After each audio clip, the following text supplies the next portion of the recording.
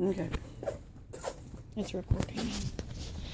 Okay, Veronica, hey, I figure I'll do a fast tutorial for you so that you can see how a coil is built. I'm sure there's we all know that there's tons of tutorials out there, but one of the Chicks for Wicks girls, Texas Students Lady, will help you. What I do is look for a way to tell your measurement of what you're using. These are really good because they have a stopper right here, so it'll help when you're building coils. So it's at 5/64, and I have 2 of them, and I'm just doing this part for purposes. I'm not going to be attaching it to a device. I'm just going to show you how to build a coil easy and fast. Torch prepared. Best thing to do I get is the bit thicker pliers and then a needle nose plier. This is obviously for burning. So here we have a 26 gauge,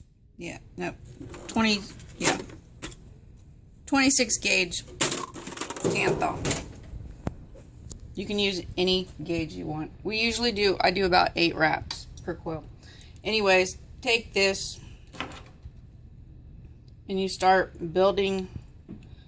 First you get up your torch, gets away from batteries, and you torch out until you get it nice and hot. That way it straightens out your can thaw. It makes it less bouncy, but it keeps it where you can actually bend it a lot easier. You can do this over a gas stove as well, no problem. They'll start bouncing.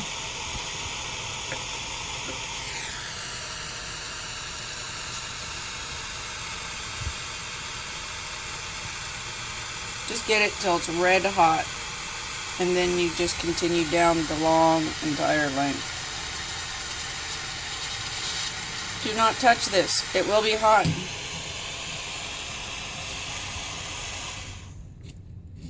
I only torched about half of it. Make sure you protect your eyes when you cover this, or when you cut this, or also make sure you just look away. So, after you've done making this nice and hot, tight, whatever, take your 5/64 screwdriver. You could use a drill bit, but this is really good because, like I say, you have a stopper there. Just take a long piece of your can thaw. That way you have a lead. You want a longer lead, and that way you can also cut it off. And just go 1,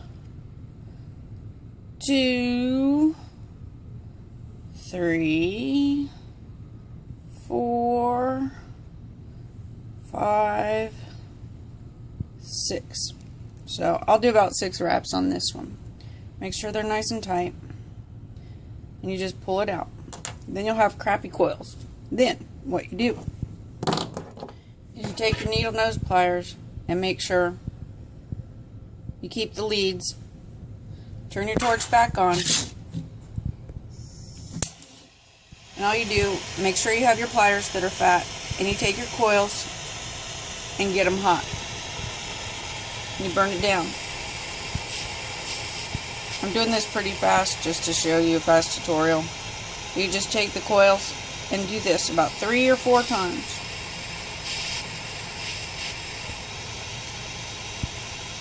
And this will harden it when it gets cold. So you've already scrunched them together. And now you have coil.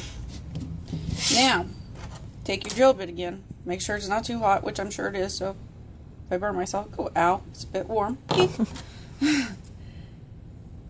And then you take your 5/64. This one's been scrunched to kind of make it even. Anyways, you just screw it back in